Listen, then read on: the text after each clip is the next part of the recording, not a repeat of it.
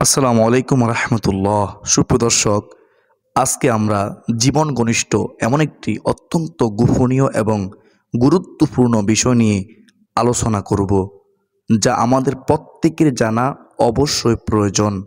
অবশ্যই আমাদের প্রত্যেকের জানা প্রয়োজন। আর তা হলো স্বামী স্ত্রীর মিলন করার সময় এমন কিছু ভুল কাজ আমরা করে ফেলি, যার কারণে একদিক থেকে যেমন মারাত্মক গুনাহ হবে, অন্যদিকে এর কারণে আমার আপনার ঘর থেকে বরকত উঠে যাবে, আপনার আমার হায়াত কমে যাবে, আপনার সংসারে আমার সংসারে অভাব অনটন লেগেই থাকবে, আপনার আমার চেহারা ও যৌবন ধীরে ধীরে নষ্ট হতে থাকবে। প্রিয়দিনদার মুসলমান ভাই ও বোনেরা, তাই কেউ আজকের পর থেকে ভুলেও এই 7টি ভুল কাজ কখনোই করবেন না। যদি অতীতে করে থাকেন তাহলে তওবা করুন, ফিরে আসুন। প্রিয় দর্শক, আজকের ভিডিওটি অত্যন্ত গুরুত্বপূর্ণ একটি ভিডিও, তাই অনুরোধ করব আপনার ধৈর্য সহকারে আজকের এই গুরুত্বপূর্ণ ভিডিওটি মনোযোগ সহকারে শেষ পর্যন্ত দেখতে থাকুন। মূল আলোচনা যাওয়ার পূর্বে চলুন একটু প্রার্থনা করে নেই। হে মহান দয়ালু প্রেময় আল্লাহ, আমাদের সকলকে সঠিক পথে চলার তৌফিক দান করুন, আমিন। প্রিয় দর্শক, মনে রাখবেন, মানব জীবনে লজ্জার গুরুত্ব রয়েছে। হযরত ইবনে ওমর রাদিয়াল্লাহু তাআলা আনহু থেকে বর্ণিত, রাসূলুল্লাহ সাল্লাল্লাহু আলাইহি ওয়াসাল্লাম বলেছেন, লজ্জা ঈমানের অংশ। সুবহানাল্লাহ। তবে যেসব ক্ষেত্রে লজ্জা নিন্দনীয়, তার 1 নম্বর হলো জ্ঞান অন্বেষণে লজ্জা করা। প্রিয়দিনদার মুসলমান ভাই বোনেরা, যেমন হযরত আয়েশা সিদ্দিকা রাদিয়াল্লাহু তাআলা আনহা থেকে বর্ণিত, রাসূলুল্লাহ সাল্লাল্লাহু আলাইহি ওয়াসাল্লাম আনসারী নারীদের প্রশংসা করেছেন জ্ঞান অন্বেষণে লজ্জা না করায়। আনসারী মহিলা কতই না উত্তম, আমার নবীজি বলেছেন, লজ্জা কখনোই তাদের ধর্মের বিষয়ে জ্ঞান অন্বেষণে বিরত রাখতে পারে না। সুবহানাল্লাহ, সুবহানাল্লাহ। সহিহ মুসলিম শরীফের হাদিস। হযরত মুজাহিদ রহমতুল্লাহি আলাইহি বলেন, লজ্জাশীল এবং অহংকারী ব্যক্তি ইলম অর্জন করতে পারে না। প্রিয় দর্শক, 2য় নম্বর হচ্ছে সত্য কথা বলা বা প্রকাশ করার ক্ষেত্রে লজ্জা না করা। কেননা মহান আল্লাহ তাআলা বলেন, আল্লাহ সত্য বলতে লজ্জাবোধ করেন না। দলিল সূরা আহজাব আয়াত হচ্ছে 53। সুবহানাল্লাহ। অর্থাৎ কোনো কিছু শেখার ব্যাপারে ইসলামে লজ্জার কোনো স্থান নেই, বরং না জানার কারণে না জেনে কোনো ভুল করে ফেলতে পারেন। প্রিয় দর্শক, সেটা বান্দার জন্য মোটেও ভালো কিছু নয়, এটা মারাত্মক বিষয়। তাই ইসলামিক জ্ঞান অর্জনের ব্যাপারে কখনোই লজ্জা করা আমাদের উচিত নয়, জ্ঞান অর্জন করতে হবে। তো প্রিয় দর্শক, আসুন জেনে নেই যে 7টি ভুল কাজ কখনো করবেন না স্বামী স্ত্রীর মিলন করার সময়। স্বামী স্ত্রী যখন মিলিত হবেন, তার মধ্যে 1ম নম্বর হলো মিলন করার সময়, মিলন করার আগে তীব্র প্রস্রাব পায়খানার ব্যাগ থাকলে তা সেরে নিতে হবে। কারণ দীর্ঘ সময় পায়খানা ও প্রস্রাব চেপে রাখার ফলে নানা রকম শারীরিক জটিলতার মধ্যে পড়ে থাকেন। প্রিয়দিনদার মুসলমান ভাই বোনেরা, প্রস্রাব চেপে রাখার কারণে ব্লাডার ফুলে যেতে পারে। সেই সঙ্গে কারো যদি আগে থেকে কিডনিতে কোনো সমস্যা থেকে থাকে এবং সে নিয়মিত প্রস্রাব চেপে রাখে, তাহলে ক্রমে ক্রমে তার কিডনি কার্যক্ষমতা হারাতে শুরু করবে, সে মারাত্মক ক্ষতিতে পড়ে যাবে। প্রিয়দিনদার মুসলমান ভাই ও বোনেরা, তাই অনুরোধ করব এই ভুলটি কখনো করবেন না। আর মনে রাখবেন, এর ফলে সবচেয়ে বেশি হয় ইউরিনারি ট্র্যাক্ট ইনফেকশন, যাকে বলা হয় মূত্রনালীর সংক্রমণ। এটা তখনই হয় যখন বেশিক্ষণ প্রস্রাব চেপে রাখা হয়। এর ফলে ব্লাডারে যে জীবাণু জন্মায়, তা থেকে পরবর্তীতে অন্য সমস্যা তৈরি হতে পারে। যেমন বারবার যদি কারো এটি হয়, তাহলে তা নারীর প্রজনন ক্ষমতার উপর নেতিবাচক প্রভাব ফেলতে পারে, ক্ষতি হতে পারে। প্রিয়দিনদার মুসলমান ভাই বোনেরা, এছাড়াও তীব্র প্রস্রাবের ভেগ থাকার কারণে গনোরিয়া সহ অনেক যৌন রোগ হতে পারে, যৌন সমস্যা হতে পারে। সাবধান হয়ে যান, এ ভুলটি কখনো করবেন না। এবং পায়খানা আটকে রেখে স্বামী স্ত্রী মিলন করলে অশ্বরোগ পর্যন্ত হতে পারে, এই কঠিন মারাত্মক রোগ হতে পারে, সাবধান হয়ে যান। আবার এটাও খেয়াল রাখতে হবে যেন মিলন করার পর কিছুটা হলেও পেশাব করে নেওয়া যায়। এটা স্বামী স্ত্রী অবশ্যই স্মরণে রাখবেন। তাই সহবাসের বেশ কিছুক্ষণ আগে পেশাব করে নেওয়া উত্তম। এবং স্বামী স্ত্রী মিলন শুরু করার পূর্বে কিছুটা পানি পান করে নেওয়াও উত্তম। কিছু পানি পান করে নেবেন স্বামী স্ত্রী মিলন করার পূর্বে, কারণ স্বামী স্ত্রী মিলনের পর সামান্য পেশাব করার ফলে পেশাবে থাকা অ্যাসিডের কারণে তা আপনার বিশেষ অঙ্গকে জীবাণুর আক্রমণ থেকে বাঁচাবে, আপনাকে হেফাজত করবে। তো 1 নম্বর জানলেন। 2 নম্বর হচ্ছে স্বামী স্ত্রী মিলনের দোয়া না পড়ে নফসের তাড়নায় তাড়াহুড়ো করা। তাড়াহুড়ো কখনো করবেন না, তাড়াহুড়ো আসে শয়তানের পক্ষ থেকে। বিভিন্ন মুসলমান ভাই বোনেরা, দোয়া অবশ্যই পড়তে হবে। কেন দোয়া পড়বেন শুনেন। নফসে মুতমাইন্না 1 নম্বরে, এটা মানুষকে সৎ কাজের আদেশ ও অসৎ কাজ হতে বিরত রাখতে সচেষ্ট থাকে। ফলে আমাদের সঙ্গীর আগ্রহকে না জাগিয়ে আমরা মিলনে লিপ্ত হয়ে যাই, যা সাধারণত দর্শনকারীরা করে থাকে। এটা দর্শনকারীদের কাজ, এটা একজন আদর্শবান স্বামীর কাজ হতে পারে না।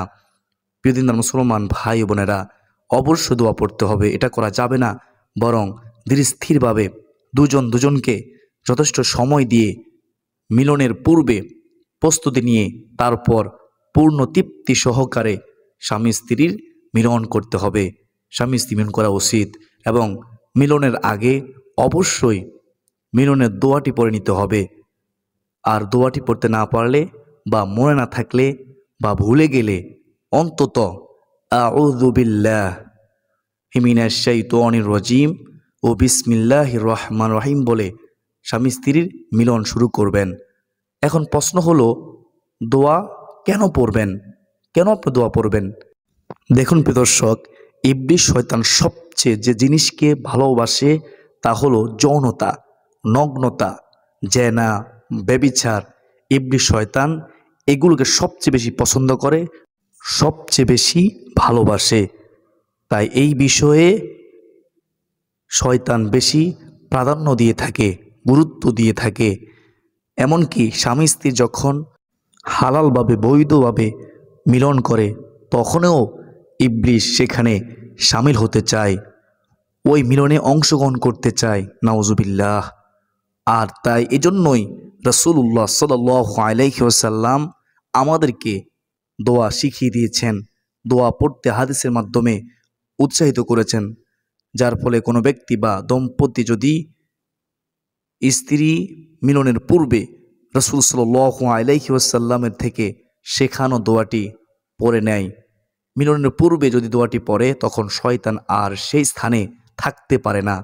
হযরত ইবনে আব্বাস রাদিয়াল্লাহু তাআলা আনহু বলেন যে রাসূলুল্লাহ সাল্লাল্লাহু আলাইহি ওয়াসাল্লাম রাহমাতুল লিল আলামিন নবীজি তিনি বলেছেন, ও আমার উম্মত, যখন তোমাদের মধ্যে কেউ নিজ স্ত্রীর সাথে মিলিত হওয়ার জন্যে যাবে, মিলন করার জন্য যাবে, তখন এই দোয়াটি পড়বে। কেননা একজন জিন ইসলাম গ্রহণের পর আমাকে বলল যে সে যেই ব্যক্তিকে ধরেছিল সে যখনই নিজের স্ত্রীর সাথে মিলন করত তখন আমিও তার সাথে অংশগ্রহণ করতাম, কেননা সে দোয়া পড়তো না। বুখারী শরীফ হাদিস নম্বর হচ্ছে 141, 3283, 3271, 4787, 638। মুসলিম শরীফের হাদিস, হাদিস নম্বর হচ্ছে 1434। দোয়া না পড়লে আমার নবীজি সাল্লাল্লাহু আলাইহি ওয়াসাল্লাম বলেছেন, স্বামী স্ত্রী মিলনের পূর্বে দোয়া না পড়লে শয়তান ওই মিলনে অংশগ্রহণ করে, শয়তানও তাদের সাথে মিলন করে থাকে, নাউজুবিল্লাহি মিন জালিক। এই দোয়াটি গুরুত্ব কত বেশি সেটা আপনারা বুঝতে পেরেছেন। বুখারী ও মুসলিম শরীফে হাদিসটি বেশ কয়েকভাবে উল্লেখ করা হয়েছে। প্রিয় দিনদার মুসলমান ভাই বোনেরা, এখনও সময় আছে, সতর্ক হন। যদি আপনি চান শয়তান আপনাদের মিলনে অংশগ্রহণ না করুক, যদি মিলনের সওয়াব পেতে চান, তাহলে ভুলটি কখনো করবেন না। দোয়া পড়ুন। সুবহানাল্লাহ, আমাদের কাছে কত মূল্যবান সম্পদ রয়েছে যার মূল্য আমরা কেউ দিতে জানি না, যার মূল্য আমরা কেউ দেই না। প্রিয় দর্শক, তাই আজ থেকে ভুলেও কেউ মিলনের দোয়া না পড়ে আপনারা মিলন শুরু করবেন না, স্বামী স্ত্রী মিলিত হবেন না। দোয়াটি আমার সাথে পড়ুন, আমি বলতেছি, সকলে স্ক্রিন দিকে তাকান। বিসমিল্লাহি আল্লাহুম্মা জান্নিবনাশ শাইতানা ওয়া জান্নিবিশ শাইতানা মা রাযাকতানা। আবার বলতেছি, খেয়াল করে শুনবেন। বিসমিল্লাহি আল্লাহুম্মা জান্নিবনাশ শাইতানা ওয়া জান্নিবিশ শাইতানা মা রাযাকতানা। অর্থটি খেয়াল করে শুনবেন, চমৎকার অর্থ। আল্লাহর নামে শুরু করছি, হে আল্লাহ, আমাদেরকে আপনি শয়তান থেকে দূরে রাখুন এবং আমাদেরকে আপনি যদি সন্তান দান করেন তা থেকেও শয়তানকে দূরে রাখুন। প্রিয় মুসলমান ভাই বোনেরা, 3 নম্বর সম্পর্কে জানবো। 3 নম্বর ভুলটি হলো আমরা যেন অবস্থায় উত্তেজনা উঠলেই মিলনের জন্য আমরা যেন পাগল হয়ে না যাই। এক্ষেত্রে পরিষ্কার পরিচ্ছন্নতার দিকটা আমরা বেআলম ভুলে যাই। শরীরে ঘামের দুর্গন্ধ নিয়ে বা মুখ পরিষ্কার না করেই আমরা মিলনে লিপ্ত হয়ে যাই, আমরা তাড়াহুড়ো করে ফেলি। মিলনের আগে মনে রাখবেন, ভালোভাবে পরিষ্কার পরিচ্ছন্ন হয়ে তারপর স্বামী স্ত্রীর মিলন করা উচিত। কারণ এ সময় কোথায় মুখ লাগবে না লাগবে এই বিষয়ে চিন্তা ভাবনা করার মতো হিতাহিত জ্ঞান তখন বেশিরভাগ মানুষেরই থাকে না। তাই রাসূল সাল্লাল্লাহু আলাইহি ওয়াসাল্লাম বলেছেন, তোমরা পরিষ্কার পরিচ্ছন্ন থাকো, কেননা এটা ঈমানের অর্ধেক।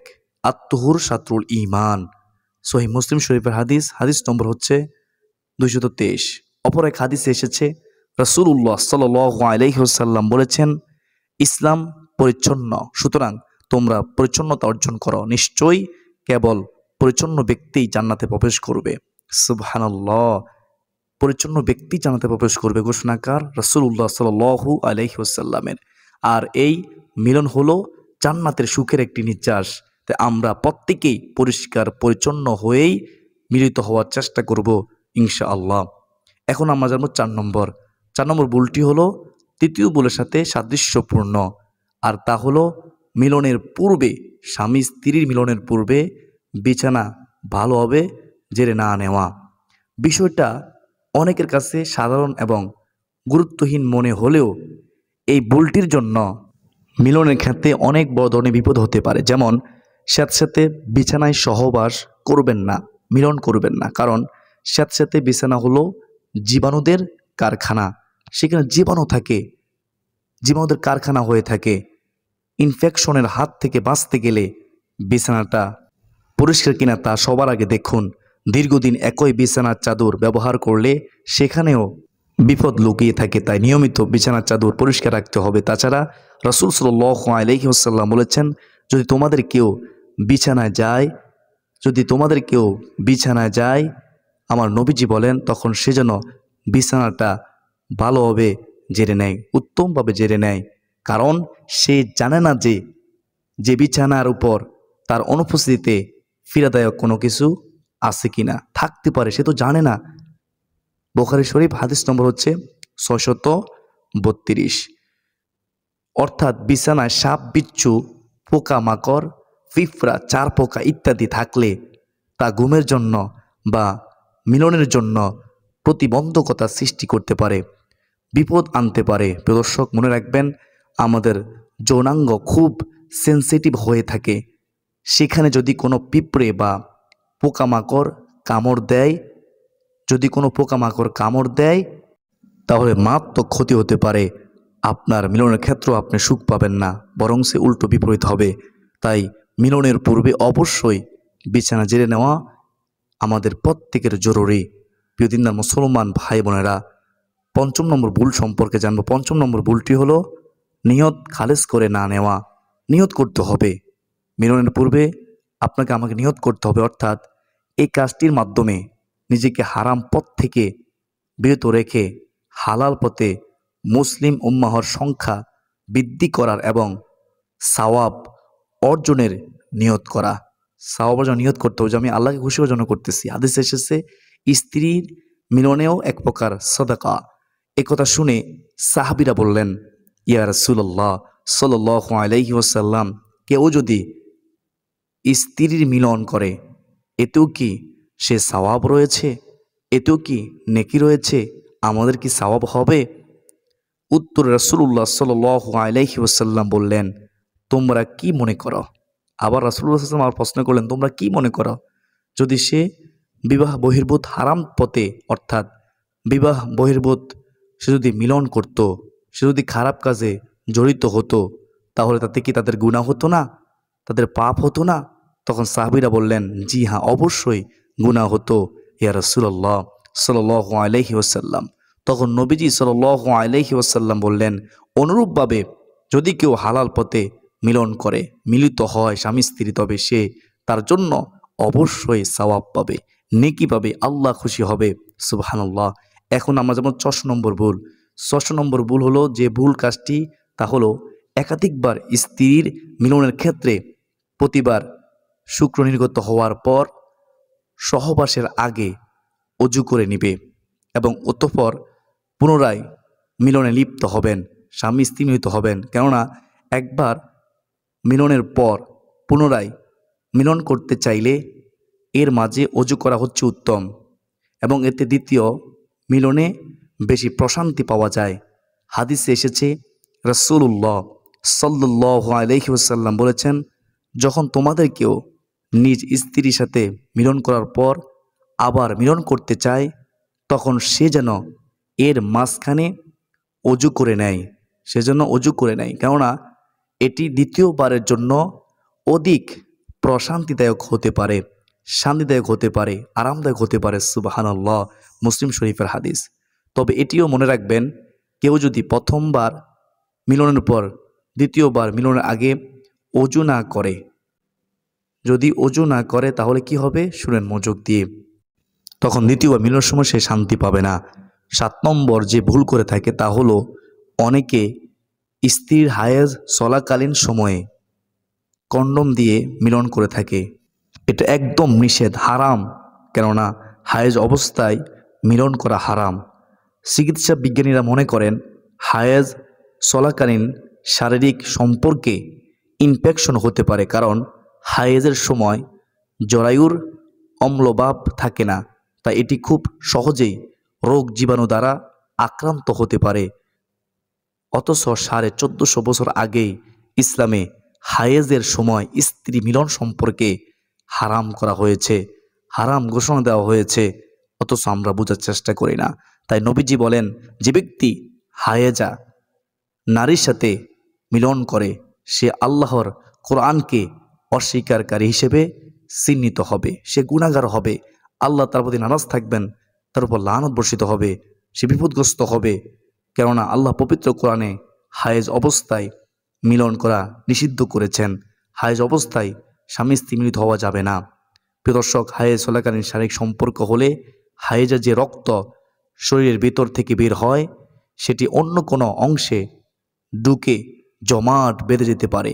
এতে হতে পারে বিভিন্ন ধরনের রোগ, এবং পুরুষের বিশেষ অঙ্গেও রোগ ব্যাধি ও ইনফেকশন হতে পারে। এই ভুলটি কখনোই করবেন না, সাবধান, সতর্ক হয়ে যান। করলে তওবা করুন, আর কখনো করবেন না। প্রিয় দর্শক, মনে রাখবেন, এছাড়া হায়েজের সময় শারীরিক সম্পর্ক হলে রক্তপাত স্বাভাবিকের চেয়ে তুলনামূলক বেশি হতে পারে। তাই কোনোভাবেই হায়েজ চলাকালীন কোনোভাবেই শারীরিক সম্পর্ক করবেন না। তবে স্ত্রীর হায়েজের সময় স্বামীর থাকতে কষ্ট হলে সেক্ষেত্রে আপনি স্ত্রীর সাথে মিলন করা ব্যতীত বাকি সব কিছু করতে পারবেন, এবং স্ত্রীর সাহায্য নিয়ে শুক্রপাত ঘটিয়ে নিজের চরিত্রের হেফাজত করতে পারেন।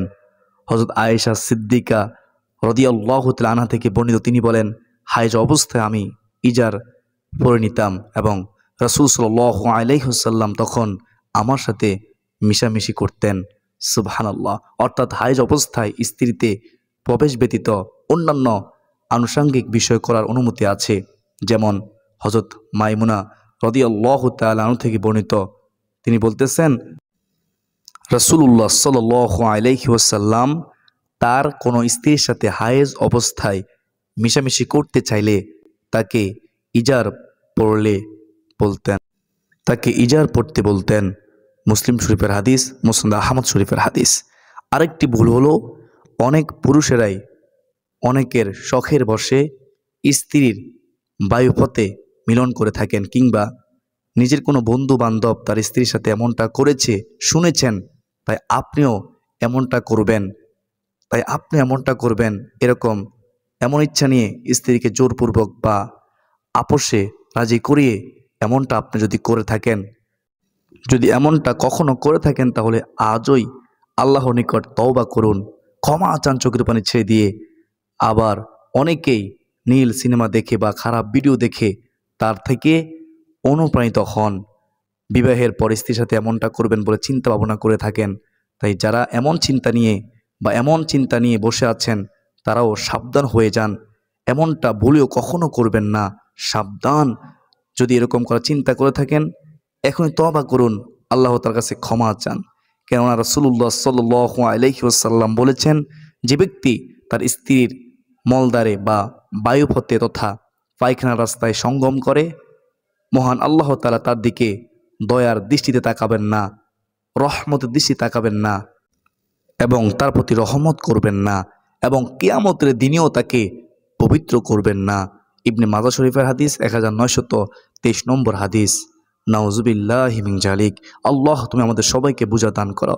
অপরদিকে আমরা জানি যে পায়খানা রাস্তা হলো জীবাণুদের কারখানা, তাই সেখানে স্বামী পুরুষাঙ্গ প্রবেশ করালে স্বামীর পুরুষাঙ্গটি জীবাণু দ্বারা আক্রান্ত হতে পারে। এর ফলে HIV, গনেরিয়া, সিফিলিসের মতো মারাত্মক মরণঘাতী রোগের সৃষ্টি হতে পারে, মারাত্মক রোগ হতে পারে।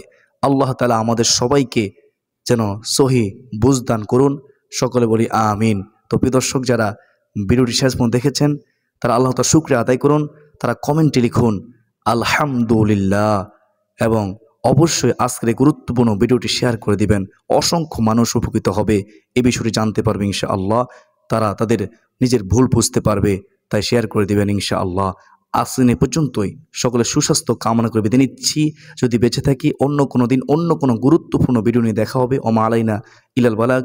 আসসালামু আলাইকুম ওয়া রাহমাতুল্লাহি ওয়া বারাকাতুহু।